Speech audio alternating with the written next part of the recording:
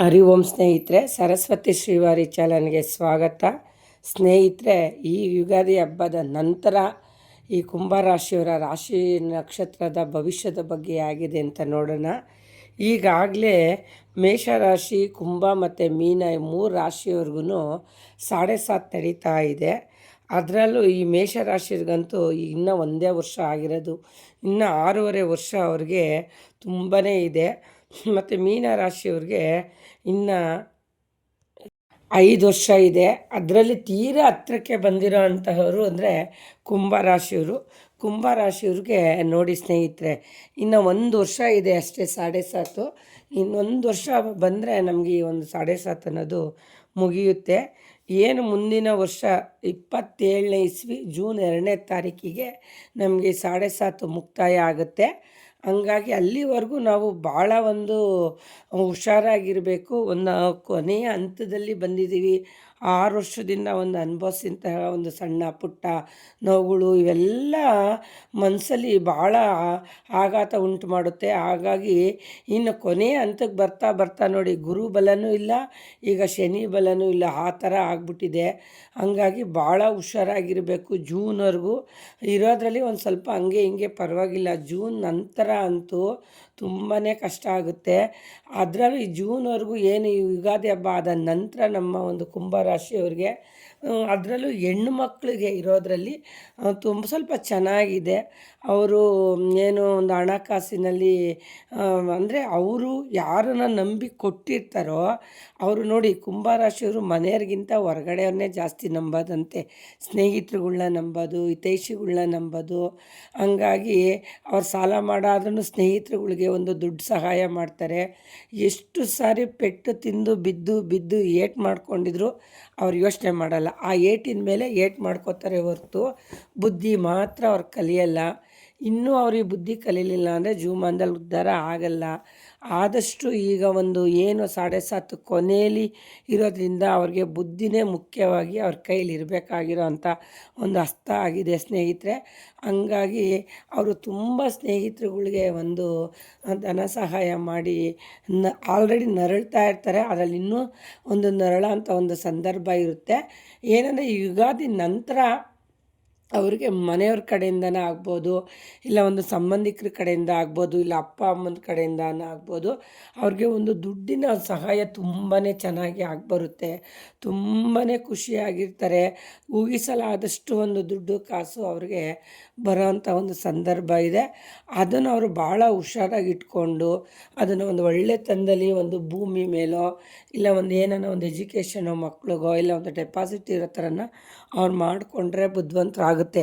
ಆ ದುಡ್ಗೂ ಇಲ್ಲಿ ಹಂತದಲ್ಲಿ ಕಾಯ್ತಾ ಇದೆ. ಯಾಕಂದರೆ ಗುರು ಇಲ್ಲ, ಶನಿ ಇಲ್ಲ, ಎರಡೂ ಇಲ್ಲದೆ ಇರೋ ಟೈಮ್ನಲ್ಲಿ ಆ ದುಡ್ಡು ನಮ್ಮ ಕೈಲಿ ನಿಲ್ಲಲ್ಲ. ಆದಷ್ಟು ಅದು ಯಾರನ್ನ ಒಂದು ಮನೆ ಯಜಮಾನ್ರುಗಳ ಕೈಲಿ, ಇಲ್ಲಿ ಬುದ್ಧಿವಂತರ ಕೈಲಿ ಕೊಟ್ಟು ನೀವು ಅದನ್ನ ಒಂದು ಸೇಫ್ ಮಾಡಬೇಕು ಅಂತ ಹೇಳ್ತೀನಿ. ಹಂಗಾಗಿ ಈ ಒಂದು ಜೂನ್ವರೆಗೂ ಕುಂಭರಾಶಿಯವ್ರಿಗೆ ಒಂದು ಸ್ವಲ್ಪ ಉತ್ತಮವಾಗಿದೆ ಅಷ್ಟೇ, ಅಷ್ಟು ಹೇಳ್ಕೊಳ್ಳೋ ಅಷ್ಟೇನಿಲ್ಲ. ಜೂನ್ ಆದ ನಂತರ ಜುಲೈ, ಆಗಸ್ಟ್, ಸೆಪ್ಟೆಂಬರ್, ಅಕ್ಟೋಬರ್, ನವಂಬರ್ವರೆಗಂತೂ ತುಂಬಾ ತೊಂದರೆ ಆಗುತ್ತೆ. ಶತ್ರುಗಳ ಕಾಟ, ಶತ್ರು ಅಂದರೆ ಹಿತಶತ್ರುಗಳು, ವಿಷಶತ್ರುಗಳು ಅಂಥವರಿಂದ ತುಂಬ ಅವ್ರಿಗೆ ಒಂದು ತೊಂದರೆಗಳಿದ್ದಾವೆ. ಆದಷ್ಟು ನೀವು ಯಾರನ್ನೂ ಎದುರಾಕೊಂಡಂಗೆ ಶತ್ರುತ್ವದಿಂದ ಸ್ವಲ್ಪ ದೂರ ಇರ್ರಿ. ಲವ್ ಮಾಡೋ ಅಂಥವರು ಯಾರೂ ಲವ್ ಮಾಡೋಕ್ಕೆ ಹೋಗಬೇಡಿ. ಅವ್ರುಗಳಿಗೂ ಫ್ಯಾಮ್ಲಿ ಕಡೆಯಿಂದ ತುಂಬಾ ತೊಂದರೆ ಇದೆ. ಆದಷ್ಟು ನೀವು ಒಂದು ಏನು ಜೂನಿಂದ ನವಂಬರ್ವರೆಗೂ, ಅಕ್ಟೋಬರ್ವರೆಗೂ ಭಾಳನೇ ನೀವು ಹುಷಾರಾಗಿರಬೇಕು. ಒಂದು ವಾಹನಗಳಿಂದನೂ ತೊಂದರೆ, ಸುಮ್ಮನೆ ಆದರೂ ಮನೆಗಳಲ್ಲೇ ಒಂದು ಕಿರಿಕಿರಿ ಆಗೋ ಒಂದು ಸಂದರ್ಭ ಬಂದಿದೆ. ಫ್ಯಾಮ್ಲಿ ಕಡೆಯಿಂದ ಒಂದು ತೊಂದರೆ ಆಗೋವಂಥ ಒಂದು ಸಂದರ್ಭ ಇದೆ. ಭೂಮಿ ವ್ಯವಹಾರದಲ್ಲಿ ಜಗಳ, ಹೊಡೆದಾಟ, ಬಡ್ದಾಟ, ಕೋರ್ಟು ಕೇಸು ಅಂತ ಹೋಗೋ ತಕ್ಕ ಮಟ್ಟಿಗೂ ನಿಮಗೆ ಕುಂಭರಾಶಿಯವರಿಗೆ ನೋಡಿ ಕೊನೆ ಆಯ್ತಾ ಬರ್ತಾ ಬರ್ತಾ ತುಂಬಾ ತೊಂದರೆ ಆಗಿದೆ. ಈಗಾಗಲೇ ತೊಂದರೆ ನೀವು ಅನುಭವಿಸಿದ್ದೀರಾ. ಆದಷ್ಟು 4-5 ತಿಂಗಳು ಹುಷಾರಾಗಿರ್ರಿ. ಮತ್ತು ನವಂಬರ್ ತಿಂಗಳಲ್ಲಿ ಒಂದು ಸ್ವಲ್ಪ ನಿಮಗೆ ಏಳಿಗೆ ಆಗೇ ಆಗುತ್ತೆ. ಏಳಿಗೆ ಆದ ನಂತರ ತಿರ್ಗಾ ಡಿಸೆಂಬರಲ್ಲಿ ಬಿದ್ದೋಗ್ಬಿಡ್ತೀರ ನೀವು. ಡಿಸೆಂಬರ್ ಅಂತೂ ಒಂದು ಚೂರು ಚೆನ್ನಾಗಿಲ್ಲ.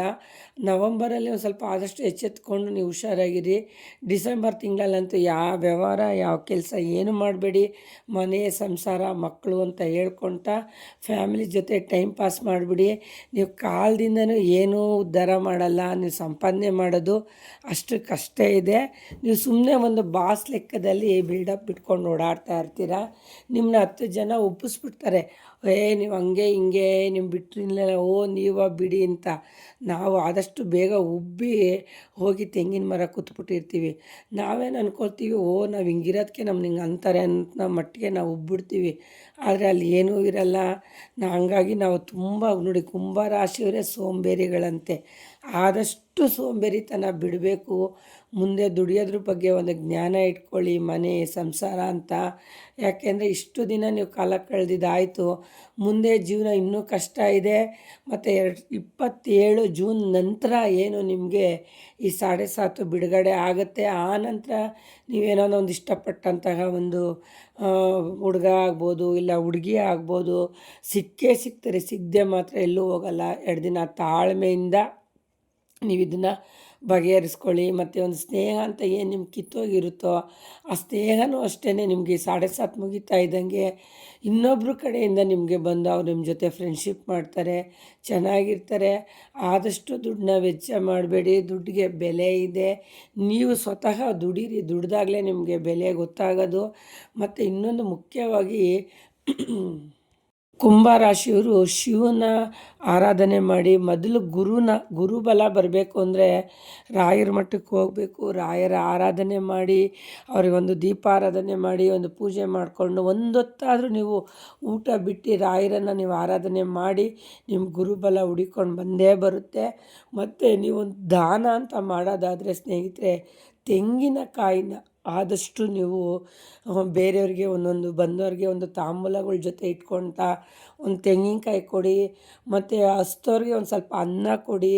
ಮತ್ತು ಒಂದು ದುಡ್ಡಿನ ಸಹಾಯ ಅಂತ ಬಂದರೆ ಒಂದು 5 ರೂಪಾಯಿ, 10 ರೂಪಾಯಿ, ಇಲ್ಲ ಒಂದು 50, 100 ರೂಪಾಯಿ ಮೇಲೆ ಕೊಡಬೇಡಿ.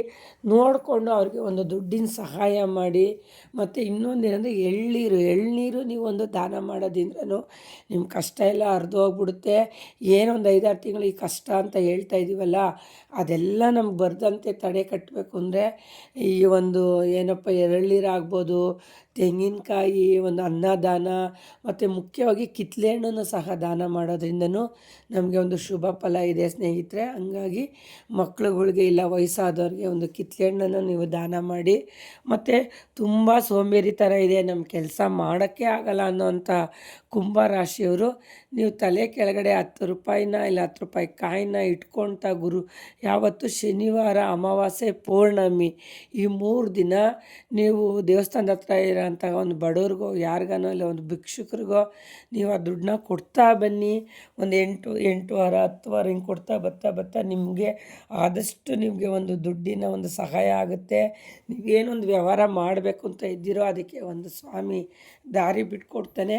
ಮತ್ತು ನಿಮಗೆ ಅನಿವಾರ್ಯವಾಗಿ ದುಡ್ಡಲ್ಲಿ ನೋಟಿನಲ್ಲಿ 7, 8, 6 ಅನ್ನೋ ನಂಬರ್ ಏನನ್ನ ಸಿಕ್ಕರೆ ಕುಂಭರಾಶಿಯವರು ಆದಷ್ಟು ಒಂದು ದುಡ್ಡನ್ನು ನೀವು ಮಡಿಕೊಳ್ಳಿ. ಲಾಕರಲ್ಲಿ ಹುಷಾರಾಗಿಡಿ. ನಿಮಗೆ ಕಷ್ಟದಲ್ಲಿ ಯಾರು ನಿಮಗೆ ದುಡ್ಡು ಕೊಡಲಿಲ್ಲ ಅಂದ್ರೂ ಆ ನಂಬರ್ ದುಡ್ಡು ನಿಮಗೆ ಸಹಾಯ ಮಾಡೋ ಥರ ಬರುತ್ತೆ. ಕೊಡಲ್ಲ ಅನ್ನೋರು ಸಹ ನಿಮಗೆ ಹುಡುಕೊಂಬಂದು ದುಡ್ಡು ಕೊಡ್ತಾರೆ. ಅದು ಒಂದು ನೀವು ಮರೀದಂಗೆ ಒಂದು 10 ರೂಪಾಯಿ ನೋಟ್ ಆಗ್ಬೋದು, 20 ರೂಪಾಯಿ ನೋಟ್ ಆಗ್ಬೋದು, ಇಲ್ಲ 500 ರೂಪಾಯಿ ನೋಟ್ ಆಗ್ಬೋದು. ಆ ನೋಟಿನ ಮೇಲೆ 786 ಅನ್ನೋ ನಂಬರ್ ಇದ್ದರೆ ಅದು ತುಂಬ ಅದೃಷ್ಟವಾದ ನಂಬರ್ ಆಗಿದೆ. ಆದಷ್ಟು ಯಾರಿಗೂ ಕೊಡದಂತೆ ಆ ಒಂದು ನೋಟನ್ನ ಇಟ್ಕೊಳ್ಳಿ. ಮತ್ತು ಏನೇ ಯುಗಾದಿ ನಂತರ ನಮಗೆ ಇನ್ನೂ ಜೂನ್ವರೆಗೂ ಟೈಮ್ ತುಂಬ ಚೆನ್ನಾಗಿರೋದ್ರಿಂದ ಏನೊಂದು ಬಿಸ್ನೆಸ್ ಮಾಡೋರು, ಒಂದು ಬಟ್ಟೆ ವ್ಯಾಪಾರ ಮಾಡೋರಾಗ್ಬೋದು, ಅಥವಾ ಒಂದು ಏನೇನೋ ಒಂದು ಸಿನಿಮಾ ರಂಗದಲ್ಲಿ ಅವರು ಕೆಲಸ ಮಾಡೋಂಥವ್ರಾಗ್ಬೋದು, ಇಲ್ಲ ಸಣ್ಣ ಪುಟ್ಟ ಒಂದು ಸ್ವಂತ ಬಿಸ್ನೆಸ್ ಪ್ರಾರಂಭ ಮಾಡೋರು ಅಂಥವ್ರು ಈ ಒಂದು ಜೂನ್ವರೆಗೂ ಟೈಮು ಚೆನ್ನಾಗಿದೆ. ಅದನ್ನು ನೀವು ಪ್ರಾರಂಭ ಮಾಡ್ಕೋಬೋದು. ಮತ್ತು ಇನ್ನೊಬ್ಬರು ಗುರೂಜಿ ಹೇಳ್ದಂತೆ ಹೆಬ್ಬೆಟ್ಟು ಮತ್ತು ತೋರ್ಬೆಳಿನ ಮಧ್ಯದಲ್ಲಿ 888 ಅಂತ ಬರ್ಕೊಳ್ಳೋದ್ರಿಂದನೂ ನಮಗೆ ದುಡ್ಡಿನ ಆಕರ್ಷಣೆ ಆಗುತ್ತೆ. 888 ಅಂದರೆ ನೋಡಿ 8 8 16 ಮತ್ತು 24 ಅಂತ ಬರುತ್ತೆ. 24 ಅಂತ ಬಂದರೆ 6 ಬಂದು ಶುಕ್ರ ಆಗಿರುತ್ತೆ. ಹಂಗಾಗಿ ನೀವು ಅದನ್ನು ನೀವು ಕೈಯಲ್ಲಿ 26, ಕೆಲವು 24 ಅಂತಲೂ ಬರ್ಕೋತಾರೆ. ಹಂಗಾಗಿ ಇದು 888 ಬರ್ಕೊಳ್ಳೋದ್ರಿಂದನೂ ಕುಂಭರಾಶಿಯವರಿಗೆ ಯೋಗ ಇದೆ. ಮತ್ತು ದಿನ ಬೆಳಗ್ಗೆ ಎದ್ದು ನೀವು ಸೂರ್ಯ ನಮಸ್ಕಾರ ಮಾಡಿಕೊಂಡು ಸೂರ್ಯನ ಹತ್ರ ಒಂದು ಪ್ರಾರ್ಥನೆ ಮಾಡಿ, ಬೆಳಗ್ಗೆ 3 ಸಲ, ಮಧ್ಯಾಹ್ನ 6 ಸಲ, ನೈಟ್ 9 ಸಲ, ಇದನ್ನು ಸಹ ಒಬ್ಬರು ಗುರೂಜಿಗಳು ಹೇಳಿರೋವಂಥ ಮಾತು. ಇದನ್ನು ನಾನು ಫಾಲೋಅಪ್ ಮಾಡ್ಕೊಂಬಂದಿದ್ದೀನಿ. ನಂಗೆ ತುಂಬ ವರ್ಕೌಟ್ ಆಗಿದೆ. ನಮ್ಗೆ ಯಾರು ದುಡ್ಡು ಕೊಡಬೇಕಾಗಿರುತ್ತೋ, ಇಲ್ಲ ನಮ್ಗೆ ಇಷ್ಟು ದುಡ್ಡು ಬೇಕು ಅಂತ ನೀವು ಒಂದ್ಸಲ ಯೂನಿವರ್ಸ್ಗೆ ಕೇಳ್ಕೊಳ್ಳಿ ಅಂತ ಹೇಳಿದಾಗ, ವಿಶ್ವದಲ್ಲಿ ನಾವೊಂದು ಪ್ರಾರ್ಥನೆ ಮಾಡಿಕೊಂಡಾಗ ಅದು ಕೆಲಸ ಖಂಡಿತ ಆಗುತ್ತೆ. ನೀವು ಇದನ್ನು ಬೆಳಗ್ಗೆ ಎದ್ದಿದ ತಕ್ಷಣ ಸೂರ್ಯೋದಯಕ್ಕೆ ಆ ಸೂರ್ಯನ ಕೈ ಮುಗಿದು ನಿಮ್ಗೇನು ಬೇಕೋ ಅದನ್ನ ಮನಸ್ಸಲ್ಲಿ ಕೇಳ್ಕೊಳ್ಳಿ. ಮತ್ತು ಮಧ್ಯಾಹ್ನ ಮತ್ತು ರಾತ್ರಿ 3 ಟೈಮು ಕೇಳ್ಕೊಳ್ಳೋದ್ರಿಂದ ನಿಮಗೂ ಯೋಗ ಇದೆ. ಕುಂಭರಾಶಿಯವರು ಇರೋದೇ ಒಂದು ಯೋಗದಲ್ಲಿ ಇರ್ತೀರ. ಮತ್ತು ಏನೋ ಒಂದು ಮಂಗಳ ಕಾರ್ಯ ಅಂತ ಅಂದರೆ ಈ ಒಂದು 3-4 ತಿಂಗಳಲ್ಲಿ ನೀವೊಂದು ಮಂಗಳ ಕಾರ್ಯ ಮಾಡ್ಕೋಬೋದು. ಇಲ್ಲ ಒಂದು ಸತ್ಯನಾರಾಯಣ ಸ್ವಾಮಿ ಪೂಜೆ, ಒಂದು ಸಣ್ಣ ಪುಟ್ಟ ಕಾರ್ಯಕ್ರಮಗಳನ್ನ ನೀವು ಮನೇಲಿ ಮಾಡ್ಕೊಳ್ಳಿ. ಜೂನ್ ಆದ ನಂತರ ಅಕ್ಟೋಬರ್ವರೆಗೂ ಯಾವುದೇ ಕಾರ್ಯನೂ ನೀವು ಅಷ್ಟು ಸುಲಭವಾಗಿ ಮಾಡೋಕ್ಕಾಗೋದಿಲ್ಲ. 7.5 ಕೊನೆಯಲ್ಲಿರೋದ್ರಿಂದ ಶನಿ ಮತ್ತು ಗುರು ಎರಡೂ ನಮಗೆ ತೊಂದರೆ ಕೊಡ್ತಾ ಇದೆ.